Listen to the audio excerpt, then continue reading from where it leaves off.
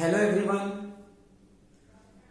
तो आज की क्लास में हम लोग पढ़ने वाले हैं किसी यूनिफॉर्म इलेक्ट्रिक फील्ड में अगर कोई इलेक्ट्रिक डाइपोल को रख दिया जाए तो उस इलेक्ट्रिक डाइपोल पर उसके सेंटर के अबाउट रिजल्टेंट टॉर्क का वैल्यू कितना के बराबर होगा। तो आज की क्लास में हम लोग इसकी चर्चा करेंगे। तो पहले अपना डायग्राम बना लें। यूनिफॉर्म इलेक्ट्रिक फील्ड, हम लोगों को यहां डायग्राम जो बनाना है यूनिफॉर्म इलेक्ट्रिक फील्ड का, और आप लोग पढ़े हुए हैं इलेक्ट्रिक फील्ड अगर यूनिफॉर्म हो तो उसे कैसे रिप्रेजेंट करेंगे। इक्वल डिस्टेंस पर पैरेलल स्ट्रेट लाइन के द्वारा हम लोग क्या करेंगे, यूनिफॉर्म इलेक्ट्रिक फील्ड को रिप्रेजेंट करेंगे। और जब यूनिफॉर्म इलेक्ट्रिक फील्ड रिप्रेजेंट हो जाएगा तो इस यूनिफॉर्म इलेक्ट्रिक फील्ड में क्या रखेंगे, एक हम लोग रखेंगे इलेक्ट्रिक डाइपोल, और फिर क्या करेंगे, इलेक्ट्रिक डाइपोल के सेंटर के अबाउट टॉर्क का कैलकुलेशन हम लोगों को करना है। तो देखिए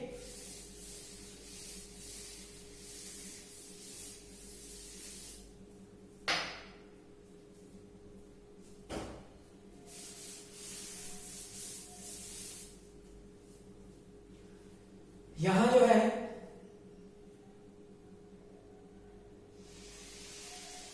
पैरेलल स्ट्रेट लाइन, और कैसे रहेगा ये, इक्वी डिस्टेंट। ये हो गया uniform electric field, uniform electric field. और इसके बाद इस यूनिफॉर्म इलेक्ट्रिक फील्ड में एक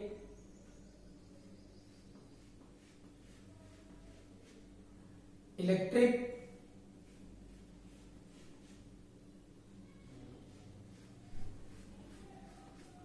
डाइपोल को रखेंगे,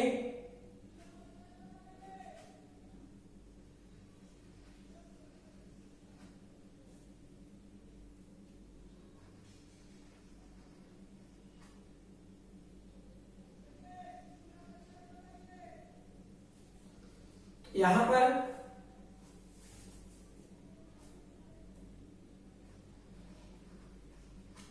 ये हो गया माइनस स्मॉल क्यू एक पॉइंट चार्ज, और इधर हो गया प्लस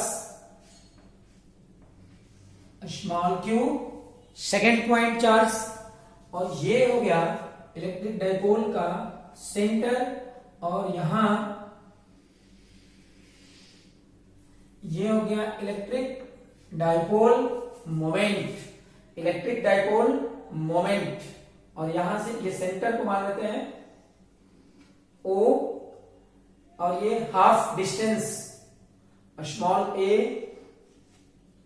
और इधर भी हाफ डिस्टेंस स्मॉल a, और यहां P वेक्टर, यहां 2a जो हो गया, ये हो गया इलेक्ट्रिक डाइपोल का लेंथ, मतलब माइनस स्मॉल क्यू और प्लस स्मॉल क्यू, ये जो दो पॉइंट चार्जेज हैं इलेक्ट्रिक डाइपोल में, दोनों के बीच का डिस्टेंस। अब यहां देखिए इलेक्ट्रिक फील्ड और इलेक्ट्रिक डाइपोल मोमेंट दोनों के बीच का एंगल मान लेते हैं थीटा। हम लोगों को डाइपोल निकालना है, देखिए सॉरी, हम लोगों को टॉर्क का कैलकुलेशन करना है। तो आप लोगों को सबसे पहले याद रखना है कि टॉर्क का कैलकुलेशन जब भी हम लोग करते हैं तो किसी पॉइंट के अबाउट करेंगे। जब तक पॉइंट नहीं दिया रहेगा तो टॉर्क का कैलकुलेशन होगा ही नहीं। टॉर्क जब भी कैलकुलेट करेंगे किसी पॉइंट के अबाउट, जैसे यहां हेडिंग नहीं दिया गया था कि यहां इलेक्ट्रिक डाइपोल के द्वारा एक्सपीरियंस्ड टॉर्क का कैलकुलेशन करना है, लेकिन वो टॉर्क जो है इलेक्ट्रिक डाइपोल के सेंटर के अबाउट होना चाहिए। तो जिसके अबाउट टॉर्क का कैलकुलेशन करना है वो है सेंटर पॉइंट O। अब एक बात और याद रखना है, टॉर्क किसके कारण होता है, टॉर्क जब भी होगा तो एक फोर्स का टॉर्क होगा। किसका टॉर्क होगा, फोर्स का। यहां इलेक्ट्रिक डाइपोल को जब इलेक्ट्रिक फील्ड में हम रखेंगे तो इलेक्ट्रिक फील्ड के द्वारा इलेक्ट्रिक डाइपोल पर दो फोर्स लगेंगे, एक पॉजिटिव चार्ज पर फोर्स लगेगा और पॉजिटिव चार्ज पर लगने वाला फोर्स इलेक्ट्रिक फील्ड के डायरेक्शन में होगा। यहां हो जाएगा F प्लस और ये हो जाएगा Q चार्ज का मैग्नीट्यूड इनटू इलेक्ट्रिक फील्ड का मैग्नीट्यूड। और निगेटिव पॉइंट चार्ज पर जो फोर्स लगेगा फील्ड के अपोजिट डायरेक्शन में लगेगा और ये हो जाएगा देखिए F माइनस चार्ज का मैग्नीट्यूड इनटू इलेक्ट्रिक फील्ड का मैग्नीट्यूड। ठीक है, तो हम लोग यहां क्या देख रहे हैं, इलेक्ट्रिक डाइपोल पर एक साथ दो फोर्स लग रहे हैं, एक पॉजिटिव पॉइंट चार्ज पर Q इंटू E मैग्नीट्यूड का फोर्स फील्ड के डायरेक्शन में और निगेटिव पॉइंट चार्ज पर Q इंटू E मैग्नीट्यूड का फोर्स इलेक्ट्रिक फील्ड के अपोजिट डायरेक्शन में। तो जब दो फोर्स लग रहे हैं तो यहाँ टॉर्क भी दोनों फोर्स का अलग अलग होगा। तो पहले हम लोग इस फोर्स का टॉर्क निकालेंगे पॉइंट O के अबाउट, फिर इस फोर्स का टॉर्क निकालेंगे पॉइंट O के अबाउट और फिर दोनों टॉर्क को आपस में ऐड कर देंगे वेक्टर के मेथड से, क्योंकि टॉर्क कौन सा क्वांटिटी है, वेक्टर क्वांटिटी है। तो फिर हम लोग ऐड करेंगे इसे, लेकिन उसके पहले टॉर्क का कैलकुलेशन हम लोग करें। तो देखिए यहाँ पे टॉर्क जब भी आप लोगों को फाइंड करना हो किसी फोर्स का किसी पॉइंट के अबाउट, तो क्या करेंगे, फोर्स के लाइन ऑफ एक्शन पर जिस पॉइंट के अबाउट टॉर्क का कैलकुलेशन करना है ना, उस पॉइंट से परपेंडिकुलर डालेंगे। ये परपेंडिकुलर को कहेंगे perpendicular distance of the point O from the line of action of the force. और फिर इस परपेंडिकुलर डिस्टेंस का कैलकुलेशन पहले करेंगे और फिर क्या करेंगे, फोर्स के मैग्नीट्यूड में परपेंडिकुलर डिस्टेंस से मल्टीप्लाई कर देंगे तो टॉर्क का मैग्नीट्यूड निकल जाएगा। ठीक है, तो देखिए आप लोग पहले फोर्स का लाइन ऑफ एक्शन किसे कहेंगे, उस स्ट्रेट लाइन को कहेंगे हम लोग लाइन ऑफ एक्शन जिस स्ट्रेट लाइन पर फोर्स एग्जर्ट हो रहा है। जिस स्ट्रेट लाइन पर फोर्स एग्जर्ट हो रहा है उस स्ट्रेट लाइन पर हम लोग क्या करेंगे, एक परपेंडिकुलर डालेंगे यहां से। तो ये line of action of the force हो गया, कौन फोर्स का, F प्लस जो फोर्स है उसका लाइन ऑफ एक्शन हो गया। और यहां पर एक परपेंडिकुलर डालेंगे O पॉइंट से, देख लीजिए इसको कहेंगे R perpendicular distance of the point, perpendicular distance of the point O from the line of action of the force F plus. Clear हुआ। अब उसी तरह से जो निगेटिव चार्ज पर फोर्स लग रहा है F माइनस, इसका लाइन ऑफ एक्शन होगा ये, और निगेटिव चार्ज पर जो फोर्स लग रहा है F माइनस, इसके लाइन ऑफ एक्शन पर पुनः हम लोग क्या करेंगे, पॉइंट O से परपेंडिकुलर डालेंगे और इसको भी कहेंगे परपेंडिकुलर डिस्टेंस R परपेंडिकुलर। और अब हम लोग पहले यहां कैलकुलेट करना है theta equal to the angle between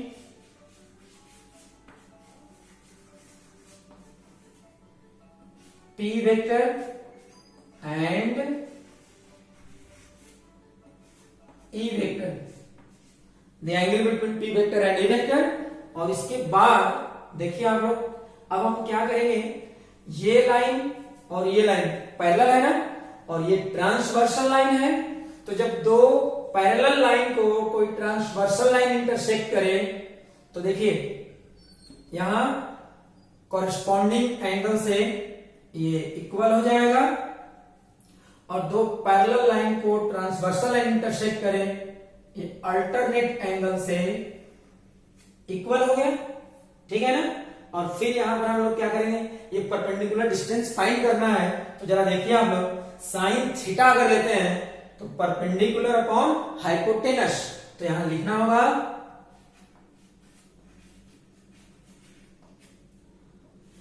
sign theta equal to perpendicular upon hypotenuse, देख लीजिए।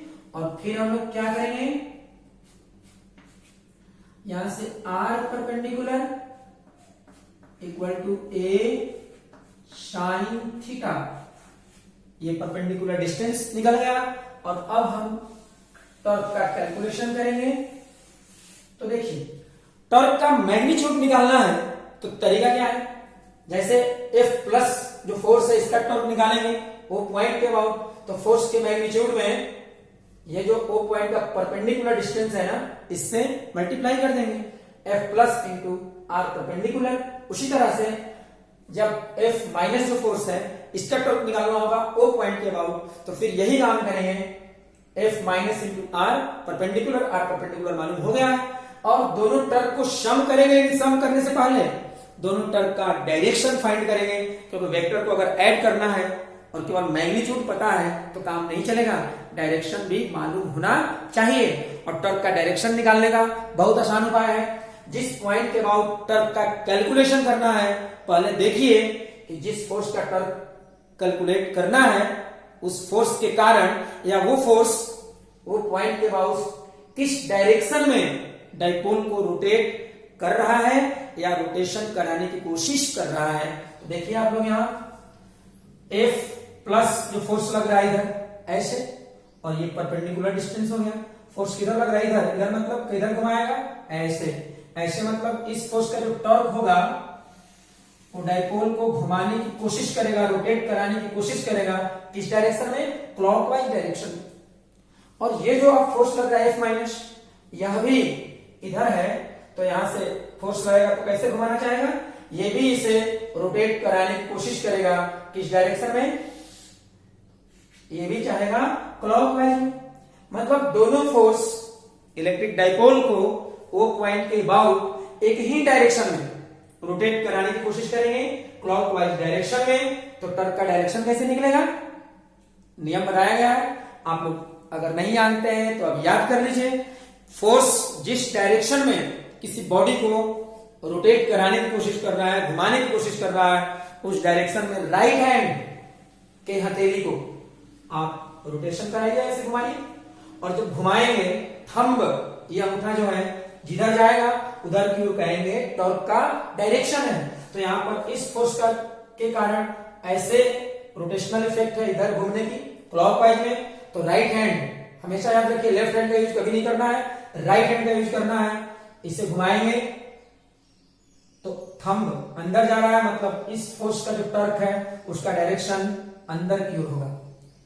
किसके अंदर, पी वेक्टर और ई वेक्टर, जो दो वेक्टर हैं इनके प्लेन के परपेंडिकुलर अंदर की ओर टॉर्क का डायरेक्शन होगा, इसका टॉर्क। अब हम इसका टॉर्क का डायरेक्शन निकालेंगे, तो ये फोर्स भी डाइपोल को क्लॉकवाइज में घुमाना चाह रहा है, तो जिस डायरेक्शन में घुमाना चाह रहा है उस डायरेक्शन में राइट हैंड के हथेली के चारों उंगली को घुमाएंगे ऐसे हम।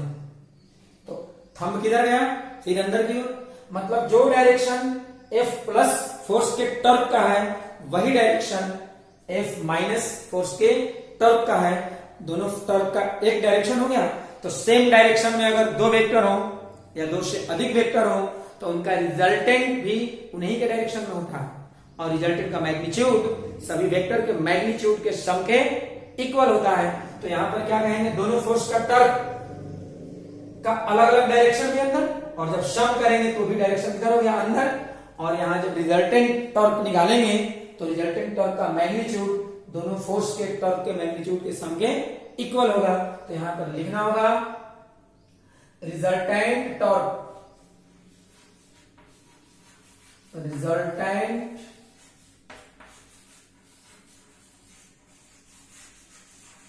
Torque about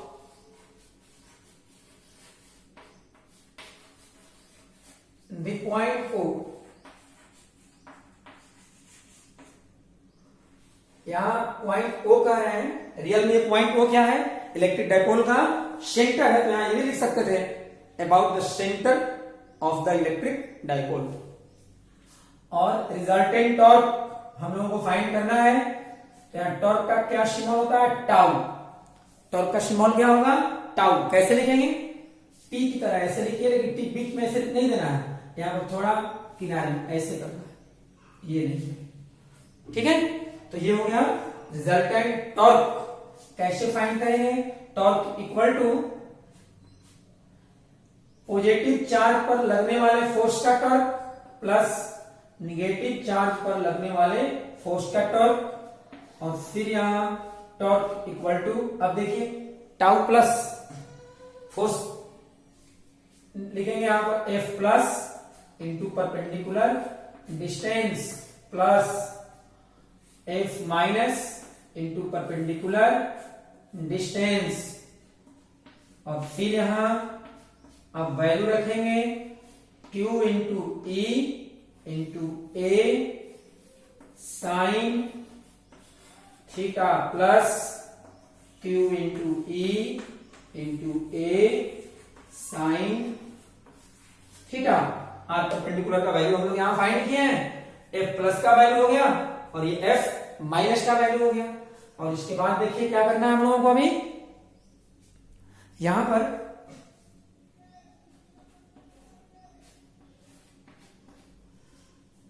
tau tau equal to q e into a sine theta, और यहां देख सकते हैं tau equal to q into 2a into e into sine theta, और फिर आप लोग इसे लिख सकते हैं टाउ इक्वल टू, देखिए Q इंटू 2a क्या है? इलेक्ट्रिक डाइपोल का electric dipole moment Q into 2a, तो यहां पर लिखेंगे हम लोग P into E into sine theta. तो ये हो गया कि अगर कोई इलेक्ट्रिक डाइपोल किसी यूनिफॉर्म इलेक्ट्रिक फील्ड में रख दिया जाए तो रिजल्टेंट टॉर्क जो होगा डाइपोल पर जो लगेगा सेंटर के अबाउट, वो होता है P into E into sine theta, where P क्या है? The electric dipole moment of the electric dipole, and E क्या है? Magnitude of the uniform electric field, ठीक है। और थीटा क्या है? थीटा यहाँ the angle between P vector and E vector. तो ये इलेक्ट्रिक डाइपोल, ये टॉर्क का मैग्नीट्यूड हो गया। अब लिखेंगे टॉर्क का डायरेक्शन, तो जरा देखिए टॉर्क का डायरेक्शन किधर होगा? टॉर्क का जो डायरेक्शन अभी तुरंत समझाए हैं, P वेक्टर और E वेक्टर दोनों के प्लेन के परपेंडिकुलर अंदर की ओर। तो यहां पर आप लोग इसे अच्छे से सब लिख लीजिए, अब मिटा रहा हूं यहां, देखिए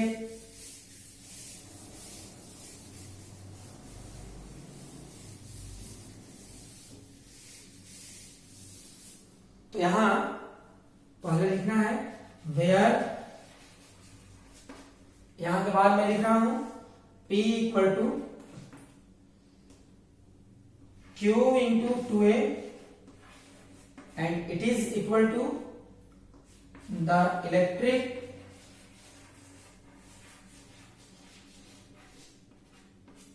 dipole moment,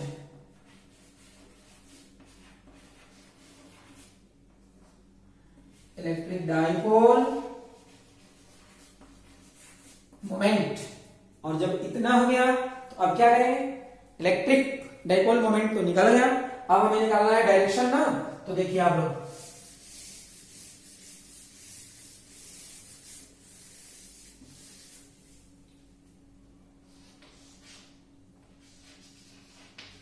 the direction of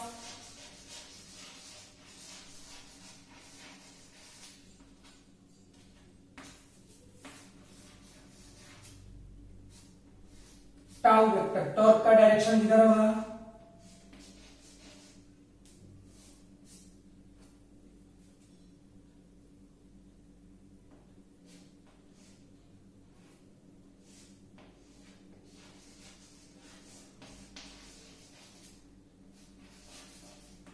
perpendicularly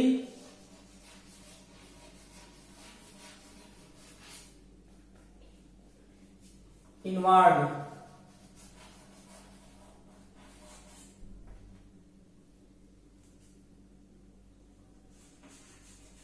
the plane of P vector and e vector.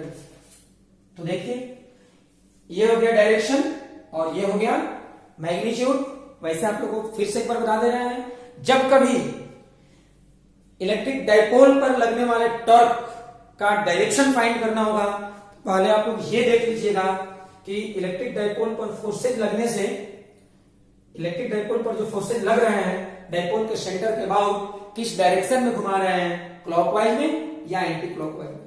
जिस डायरेक्शन में घुमाएंगे उस डायरेक्शन में राइट हैंड, याद रहे कि चारों उंगली को रोटेट कराना है, घुमाना है, थंब जिधर जाएगा उधर की ओर इलेक्ट्रिक ये टॉर्क का डायरेक्शन होगा।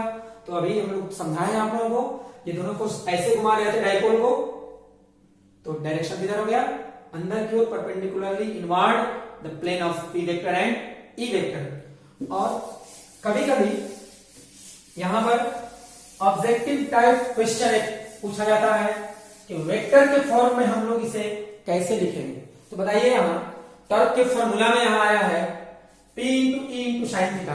आप लोग सोचिए कि हम लोग दो वेक्टर के प्रोडक्ट में साइन थीटा का पता था, दो वेक्टर के वेक्टर प्रोडक्ट में, और कॉस थीटा का पता है दो वेक्टर के स्केलर प्रोडक्ट में। तो यहां पर P ई साइन थीटा, इसका मतलब वेक्टर के forward direction P vector e vector के परपेंडिकुलर है। यहां पर इस डायग्राम के लिए इन साइड में अंदर में इनवर्ड है, तो आप वेक्टर के फॉर्म में जब लिखेंगे इसे तो इस तरह से होगा। हम लोगों को लिखना होगा in the form of vector. Vector के फॉर्म में क्या हो जाएगा, यहां tau vector equal to p vector cross e vector. ये हो गया टॉर्क का value in the form of vector. तो अब हम लोग को पढ़ना है स्पेशल केसेज। इलेक्ट्रिक डाइपोल के द्वारा एक्सपीरियंस्ड जो टॉर्क होता है उसके सेंटर के अबाउट, उससे रिलेटेड कुछ स्पेशल केसेज हैं, उसको हम लोग कंसीडर करेंगे अभी। जैसे यहां मान लीजिए if p vector and e vector are parallel to each other, parallel to each other. तो यहां ध्यान देना है। अब आप कहेंगे p vector e vector parallel मतलब क्या होगा, तो वेक्टर के केस में पैरेलल का मतलब होता है सेम डायरेक्शन। तो P vector e vector parallel है मतलब इलेक्ट्रिक डाइपोल मोमेंट किसका, इलेक्ट्रिक डाइपोल का, और ई वेक्टर क्या है, एक्सटर्नल यूनिफॉर्म इलेक्ट्रिक फील्ड है। तो ये दोनों पैरेलल हो मतलब दोनों का डायरेक्शन सेम है, मतलब इलेक्ट्रिक फील्ड में इलेक्ट्रिक डाइपोल इस तरह से रखा गया है कि इलेक्ट्रिक डाइपोल का इलेक्ट्रिक डाइपोल मोमेंट और ई वेक्टर दोनों एक ही डायरेक्शन में है, और सेम डायरेक्शन में रहने पर दोनों के बीच का जो एंगल बनेगा वो एंगल थीटा 0 डिग्री के बराबर होगा। और तब देखिए क्या होगा, यहां torque equal to p e sine theta. तो साइन थीटा की जगह पर क्या कर देंगे, साइन 0 डिग्री, और साइन 0 डिग्री इक्वल टू 1 नहीं sorry, sine 0 degree equal to 0। तो यहां हो जाएगा पी ई इंटू 0, तो टॉर्क का वैल्यू यहां हो गया 0। इसका मतलब हुआ किसी भी इलेक्ट्रिक फील्ड में कोई इलेक्ट्रिक डाइपोल इस तरह से रखा जाए कि P vector e vector equal direction में हो, तो डाइपोल कोई भी टॉर्क एक्सपीरियंस नहीं करेगा, टाउ इक्वल टू 0 होगा। और इसके बाद अब सेकेंड नंबर जो है,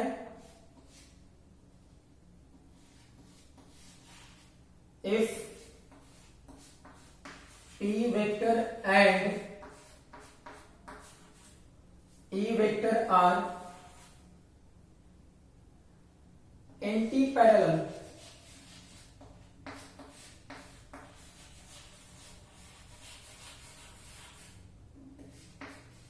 each other.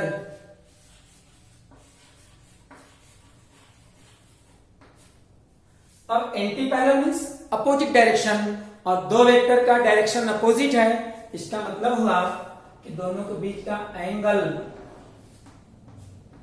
थीटा कितना होगा 180 डिग्री। ऐसे भी याद रखना है आप लोगों को। Same direction 0 degree angle, opposite direction के बीच 180 डिग्री का एंगल, और तब हो जाएगा यहां torque tau equal to p e into sine theta.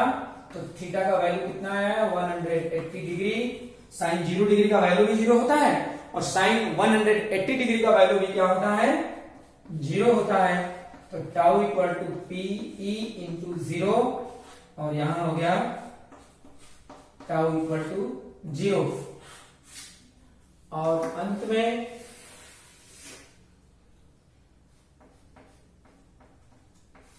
Third जो है if P vector and E vector are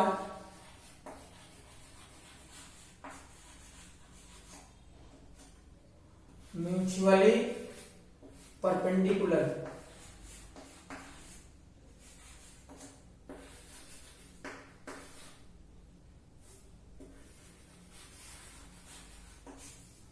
mutually perpendicular मतलब P वेक्टर और E वेक्टर दोनों एक दूसरे के परपेंडिकुलर है, मतलब दोनों के बीच का एंगल कितना बनेगा 90 डिग्री के बराबर होगा यहां।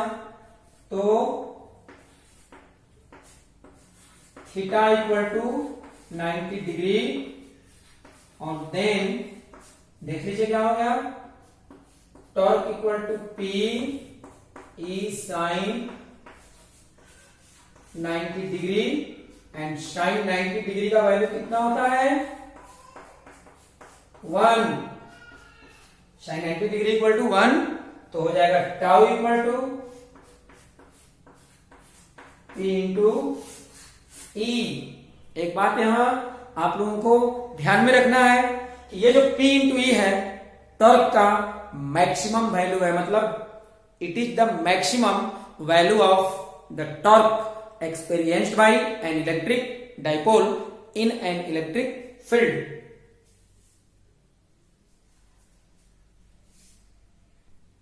तो ये जो हम लोग अभी पढ़े tau equal to p e, ये टॉर्क का मैक्सिमम वैल्यू है। इसे हम लोग ना ऐसे लिख सकते हैं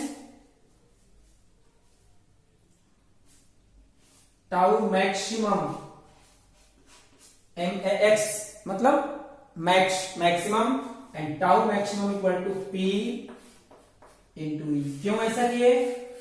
क्योंकि ये इलेक्ट्रिक डाइपोल के द्वारा एक्सपीरियंस्ड टॉर्क का मैक्सिमम वैल्यू है, tau maximum equal to p into e. तो आज इतना ही रहने देते हैं, अब हम लोग अगले वीडियो में फिर पढ़ाई करेंगे।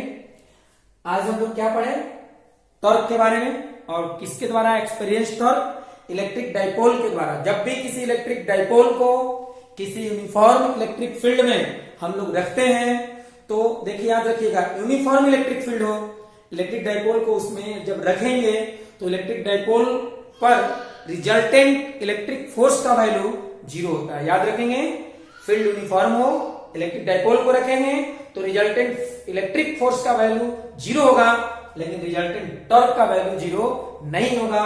रिजल्टेंट टॉर्क का वैल्यू होता है P vector cross E vector. हाँ, स्पेशल केसेस में यार दो कंडीशन में 0 हो सकता है, बाकी किसी कंडीशन में 0 नहीं होता है। तो कभी कभी यहाँ ऑब्जेक्टिव टाइप क्वेश्चन पूछा जाता है कि किसी यूनिफॉर्म इलेक्ट्रिक फील्ड में अगर कोई इलेक्ट्रिक डाइपोल है तो उसमें क्या होगा, ऑप्शन दिया रहता है resultant force 0, resultant torque non 0।